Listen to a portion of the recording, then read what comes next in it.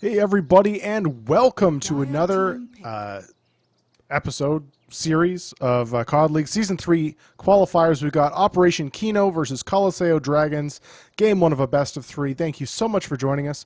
I'm Sindar. I'll be bringing you the English coverage today, and I am joined by Johnny. Johnny, how's it going, man? Very, very well, sir. Very well. Thank you for asking. 5 seconds. So we start the game with a first pick Marana from Coliseo Dragons. Is the hero really that good at this point that it's worthy of a first pick? It's got to be something that they practiced a lot, and they have to have like a dedicated Marana player because it's just not something you see, especially in the first phase. So maybe they just have a lot of faith in it, but I mean, especially with like the roaming, you're putting a lot of faith in those arrows, So a little risky, but clearly they're okay with it. Well, so as far as roaming goes, do you think it will be a support Marana, or are we going to see a core a la Sing Sing rushing that Ag's Blink? It wouldn't be surprising, honestly, with the rise, with the Aghanim Scepter change. If you get it quickly enough, it's the most efficient farming item. Like, because there's no mana cost. Like, it's so beautiful. But yeah, you got to get it early, and I think if they're going to commit to it, I'm assuming this is a core Marana then. Very good point. Yeah. And then Nature's Prophet Earth Spirit to pick up. Now, we did see Earth Spirit get a couple of fairly decent nerfs with 6.87. The Boulder Smash is a lot slower, easier to dodge. Do you think the hero is still going to be as effective as it was before? I still think there's certain teams that'll value it, and clearly Kino's of the same mind. I mean, he's still very disruptive in the early laning phase. Even if you did slow the boulder, like typically you'll pick up boots early on this hero if he's going to be roaming and harassing. So, I mean, it's still going to be difficult to dodge in the first, 10 minutes or so because you're not really going to have too many positioning items or even boots for some heroes, for Lord's sake. So, Yeah, that's too absolutely. big of a deal. And I mean, you've also got the setup of the Nature's Prophet Sprout potentially to make it nice and easy for him to hit those. Coliseo Dragons, they'll go back for the Lone Druid. Yep, no kidding. And not to mention, I mean, the ultimate is relatively unchanged too. Yeah, yeah. He's still powerful. It's just maybe less.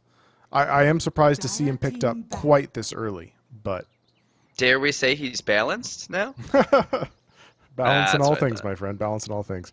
So the Shadow Demon banned out from Operation Kino, not wanting that combo with the Morana.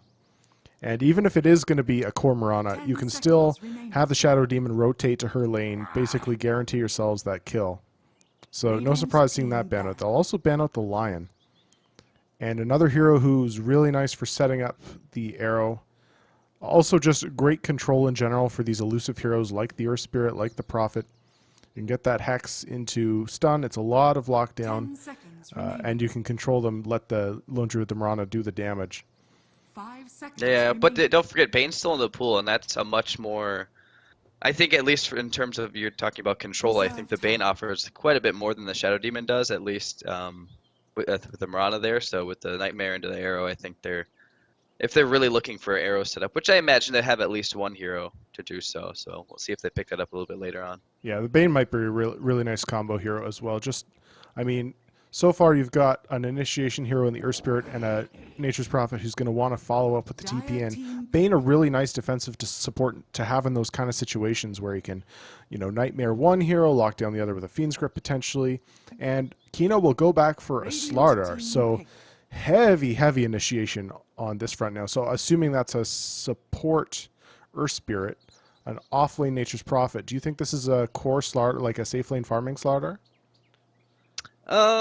It depends really on what they want to do. I mean, we've seen Slardar in the offlane quite a bit too. So, and there's the Bane. So Yeah. Nicely called. you Nicely can't, called. yeah. It's not hard. That's a combination as old as bread and butters. But yeah, I wouldn't be surprised to see a core Slardar. It really kind of limits you in terms of the mid-game fighting potential. Because once he gets his blink, it's really hard to get that next item. He's not very efficient at farming, even with an Iron Talon. It's more he can't. It's harder for him to keep up with especially like a Battle Fury. Carriers. Yeah, the or a like, lone so. druid with radiance for that matter. Correct. Very correct. He has difficulty farming, but at the same time, it seems that they have a very aggressive lineup, especially with the Invoker picked up. They're going to be looking to fight early and often, and that's another great way to accumulate gold for a carry. So Absolutely. Yeah, we've got might be the play. heavy aggression coming out from Operation Kino, and assuming their lanes go okay and the Earth Spirit gets a couple of good rotations, I mean, Coliseo Dragons, the Lone Druid is a hero that can be powerful early, pushing down those towers, but really doesn't come online until he's got that first item or two. He's going to go for a Midas first. And Operation Kino, so far, I mean, we haven't seen the entirety of the draft, but so far this is a team that's going to be rushing at you a lot earlier than Lone Druid has that Radiance up.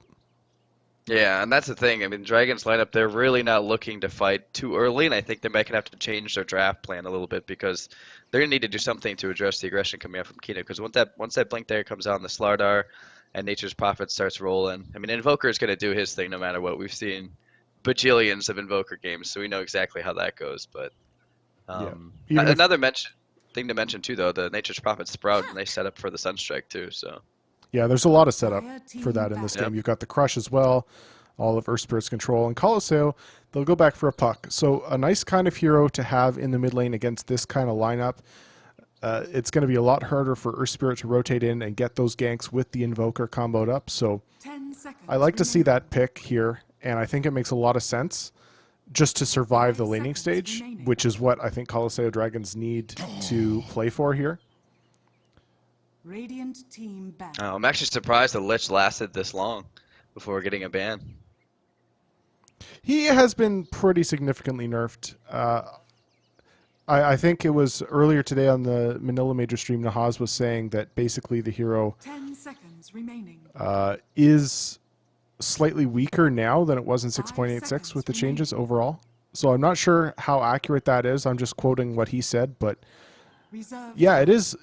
It is no longer that first 1 or 2 pick. It can still come in the like Radiant 4 or 5 team position pick. slot, but it's not that priority anymore. Yeah, but at the same time, though, I mean, it's like another classic laning partner for the Slaughter. Because if you do throw him in the off lane, it makes it much more viable. Really, really, really strong lane. Obviously, gonna have your equilibrium XP 10 advantage and seconds kind of remaining. starving out the enemy carry. So if they Hmm. decide to flop lanes, I think that would have been a nice 5 pickup. But they seconds ended up remaining. banning it out. So realizing that maybe that might not be the way they go. I mean, is this Reserve another flight. maybe? I mean, it could be a support Slaughter as well too. I mean, we haven't discussed that, but that may be a thing of the past now, though. Well, it could also be 10 seconds core, remaining. or sorry, a support, quote unquote, 4 position jungling Nature's 5 Prophet as well, seconds potentially, remaining. if they do want to run the Slaughter on the off lane. Yeah, that's extremely greedy though, and they can't really Dire afford to lose team their pick. lanes, I don't think, against the lone druid and now the juggernaut as well. So Yeah. I do like the jug pickup though. That's pretty huge because they do need some sort of early fight in the puck, and the juggernaut can do that if they can itemize that way if need be. Yeah. The Juggernaut, just a really nice hero to have. As far as like when you've got this early kind of aggression, having that spin to get away from the initiation. You've got now 3 elusive heroes. You've got Mirana, who is going to be that support Mirana, and the Puck with the phase shift, and the Juggernaut with the spin. A lot harder for Operation Kino to get these early ganks off, which we sort of agreed is what they're going to be looking for here. Yeah, that's really smart drafting on their part too. I mean, the pucks can be very difficult to track and take down. I mean, even with the Slardar chasing, it's gonna be difficult. So I think they drafted pretty damn well. It's really just gonna be a tale of the laning phase, of course, as are quite a few games. But I mean, they're gonna have to really stick it to the lone druid though, because later on in the game, I don't really know how the lineup for Kino, at least at this point, really stands up to them in the late game. Yeah, absolutely. Kino, so far their eggs kind of all in one basket. If they don't have amazing laning stage, if they don't absolutely crush, then things look a little scary for them. And I really, at this point, would like to see, like, what do they go for here? Maybe something with Witch Doctor still in the pool, is he? Yeah, a Witch Doctor might be nice to give them some sustain so they can group up and go for these pushes after they find a pick or two. And if they take early towers and limit Lone Druid's ability to farm, then, maybe it works out. But, yeah, it's a little Yeah, well, tricky. This is... Dragon's actually really good. I mean, the support bands they have on the Bounty Hunter. There you go. Look at you. Look at you. Nailed it. Nailed it. The hero has just been so strong in recent weeks and months. It's been picked up a lot.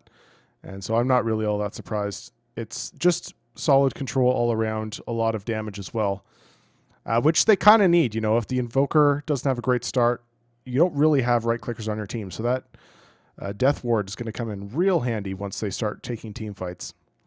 Yeah, I wouldn't be surprised if this Nature's Prophet actually goes with a physical DPS kind of build up. I mean, I know you like to get the Orchid or the Hex and all that kind of fun stuff, but at the same time, like you said, there really isn't all that much in terms of physical damage. I mean, the Slaughter's Amp will work wonders, especially in the mid to late game, but at least early on, there's not a whole lot coming out from Kino.